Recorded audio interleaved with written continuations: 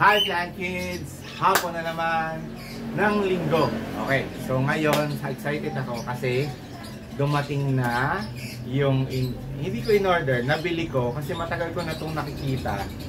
Nagsimula siya sa 1.5 tapos bumaba ng 1,000 tapos hindi pa rin niya nabebenta. Sabi ko, sabi ko akin na lang, sige, kung sa Sunday o Friday hindi pa mabebenta, kukunin ko. Tapos sabi ko, kaso namblema ako nung Friday dapat kasi pinasukat ko, tapos sinukat ko yung sasakyan ko, hindi kakasa, so hindi ko nakuha. So nagharap ako ng sasakyan o tricycle para maisakay siya. Magaang lang kasi naman to. As nagkasa sa ibabaw ng tricycle, as naisakay nga, dinala na dito. Pero yun nga, sabi medyo mahal yun sa tricycle. Sabi ko baka pwede naman 900 na lang. So natawaran pa natin ng 900. Okay, so binenta na niya. Matagal ko ng planong gawin to, pero yun nga, plano kong gawin dun sa frame ng aking mga, anong tawag dito? Mga plant shelves. Pero pinag-iisipan ko mabuti nga kasi baka kakain siya ng space, so may madi-displace akong halaman. Tapos nakita ko na nga to. Sabi ko, ay ito na, okay na to. Kaso na ito ngayon, pinagplanuhan ko kung saan ko siya ilalagay. At napag-isip-isip ko na kung paano ko siya i-set up. So ngayon, hopefully, maayos ko pa. So mag-aayos tayo ulit dito sa garden. Hindi pa natin ma-finalize kung paano. Pero malalaman na lang natin kung paano mangyayari o magiging itsura dito sa garden. So definitely may part ito na anong tawag dito, mailalagay sa may anong tawag dyan, sa may ulanan, para may part siyang naaarawan, tapos may part siyang na hindi nauulanan or naaarawan. Okay, so samahan nyo ko kasi hopefully may pwesto ko siya ng maayos. Okay, pero ang plano ko is nandito siya sa may covered part ng garden natin. Okay, let's go. So bago tayo magsimula, ito po, papakita ko sa inyo. Ito po yung ating bagong flight cage. Ayan, matagal ko nang gustong magkaroon nito kasi nakikita ko na parang talagang restricted yung ating mga birds sa kanilang paglipad-lipad. Okay, pero dapat kasi kung maglalagay tayo ng birds sa isang ganito, dapat sabay-sabay. Dapat sabay-sabay mo silang mailagay. Otherwise, magiging territorial sila. Okay, so dapat sabay-sabay. So aayusin ko muna yung mga yung mga bird houses, pag-iisipan ko kung paano ko ilalagay para paglagay natin ng mga birds, nakapwesto na lahat. So hindi na sila magugulo. Kung pagpasok nila, yun na yun. Ano na sila. Okay? So, pero bago ko sila ilagay, hahanapan ko na muna ng pwesto. So, ang plano ko is ito na. Itong mesa kasi na to, ang tagal ko nang gustong actually i-dispose, pero nanghihinayang naman ako. So ang naging plano ko is patungan. So ito na lang ang magiging patungan nitong bird cage. Actually lagpas tong bird cage sa kanya. So eksakto dahil pupunta siya dito. Kumbaga naka-usli siya. So eksakto nakapatong lang siya dito. Yung So yung paanan niya na maliit, naka-usli lang siya. Okay? Tapos madali lang siyang so kung lilinisin, madali lang, parang i-hose down lang o hihipan lang yung mga yung mga ang tawag dito, yung mga poo, ganyan. Pero lalagyan ko pa rin to ng parang protection dun sa ilalim. Okay, tapos yung likod, ang plano ko ilagay ito para may design yung likod. Okay, tapos yun yung niya, yung side niya, tagusan yung hangin saka yung harapan. No. And yung pwesto na lang niya ang pinagdidesisyonan ko kung saan ko ilalagay ko. Kasi ang original plan ko is dito, pero parang naiisip ko na parang dito na lang, pero I'll have to take this out. Hindi ko pa alam kung saan ko ilalagay yan, kung saan isasabit. Kasi actually perfect na yan dyan, dahil yung mga halaman ko na nilagay ko dyan ay masaya naman. Pero plano ko nang tanggalin kasi ito. Pinag-iisipan ko pa kung saan ko naman ilalagay ito. No? So, we will see pa what's going to be the development. Pero yun, dito sa part na to, lagyan ko ng halaman pa rin na matangkad. Baka ito. Pero hindi. We will see. We will see. Tingnan natin kung ano magiging kakalabasan nito, kung saan ko siya maipepeso. Kasi susukatin ko pa rin to. Okay? Sige. Ito ay yung mesa ay nasa 29. Pero ang haba niya ay 47 at ang mesa ay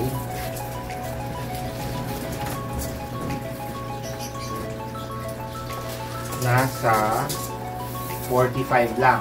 So may 1 inch na slit. Okay lang. Pero ang pinag-iisipan ko ay yung nasa ilalim. Kung paano. Baka itong mga itong mga white na ahol na ginamit ko dati. Baka yun ang pata ko. Kasi yung green grass yung nilalagay ko. Okay, so simulan muna natin yun. Pero hindi, ipipwesto ko muna. Kailangan ipwesto ko muna yung mesa.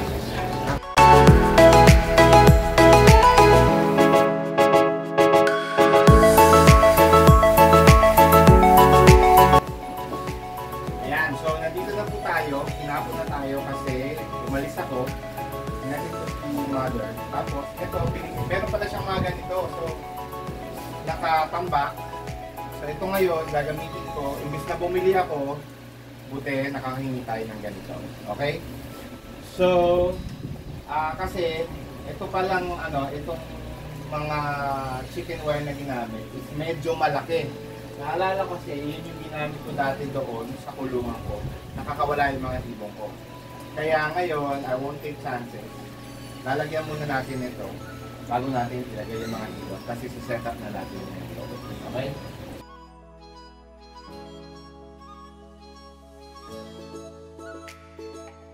So, ayan na po ang ating nagawa. Ngayon po ay mga nakailang araw na tayo. Actually, hindi.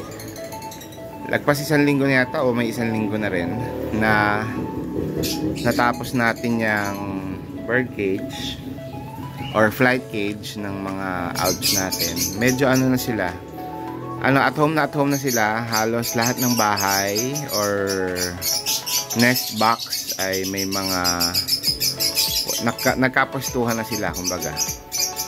Tapos ito bigay sa atin, nahingi natin na bagong what's that? Aquarium stand. So yung may leak na aquarium ko, nagawa na yata. So may paglalagyan na siya. So ito si Buena or our hedgehog, malamang siya yung nasa ilalim natin ilalagay. Yan. Tapos, ayan. Ito yung ating bird cage. Ayan sila. Masaya na sila. Ayoko masyado lumapit para hindi sila mabulabog. Pero, ayan. Nag-ano na sila. At home na sila dyan. Tapos, yun nga pala. Yung uncle ko, binigyan niya ako ng bagong bird feeder. Dapat, bibili ako. Meron na siya. Sobra actually kasi bumili siya ng bago sa Lazada lang daw. Ibili sana ako, binigay na nga niya sa akin. Sino ako bumili? Yan.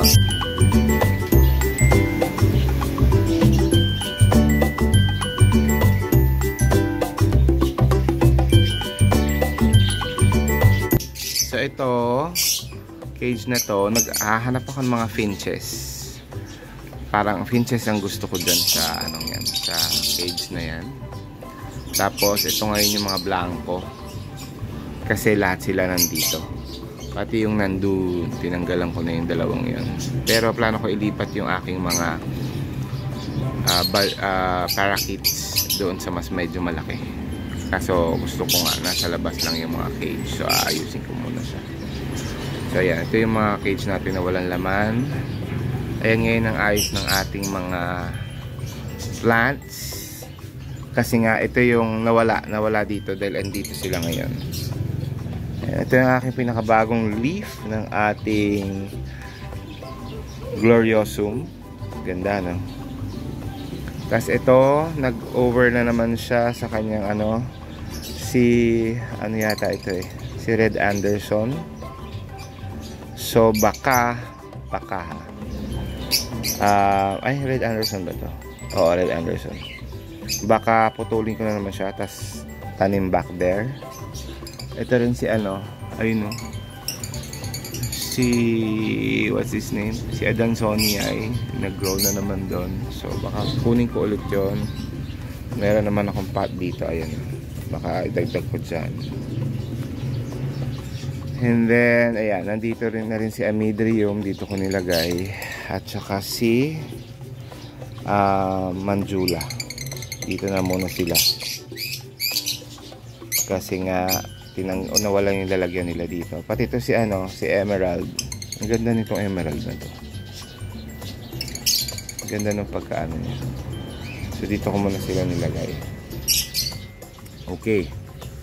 So far okay tayo dito.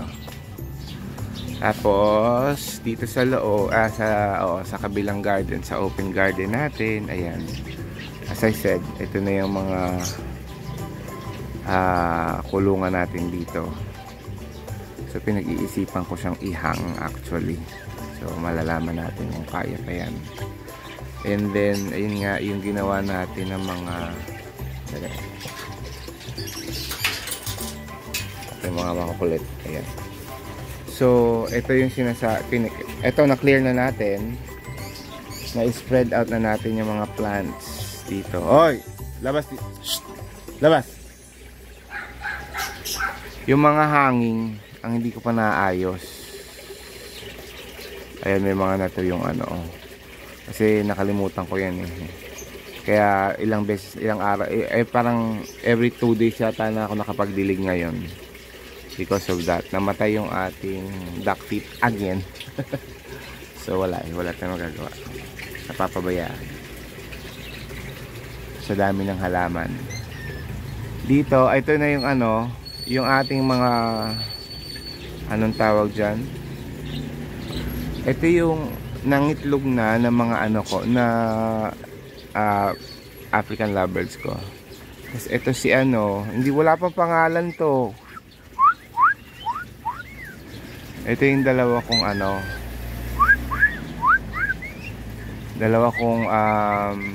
ang tawag dyan, kakatel. Diyan sila ngayon. Tapos hinang ko na yung cage, hindi na siya nakapatong. Tapos ginawa ko, ayan, nalagay ko yung mga, so hindi na masyado, inaayos ko yung aking mga pots, nailagay ko sa ilalim yan para hindi diretso sa mga plants ko yung mga jebs nila. Tapos yung mga hindi white na pots nandito sa last layer. Ayan, tapos dito sa labas, ayan, ito yung may mga bagong plants ako dito. Ito yata 1, 2, 3. Kasi isa pa, ayun, 4. The rest nilabas ko sila kasi para mag-okay siya. Ayun, kakabuhay ko lang nun ulit. Medyo lumanta siya kasi nakatago yun yung ating anong tawag dito, dwarf sensation. The rest, ayan, pumangit sila kasi hindi sila naaarawan dahil nandun sila sa grupo na yan. And then dito naman, nandito yung aking mga caladium. Ayan. So yung caladiums natin nasa 1st, 3rd, 4th, and 5th layer. Ayan. So at least I think nasa 80% na yung mga nagdahon na.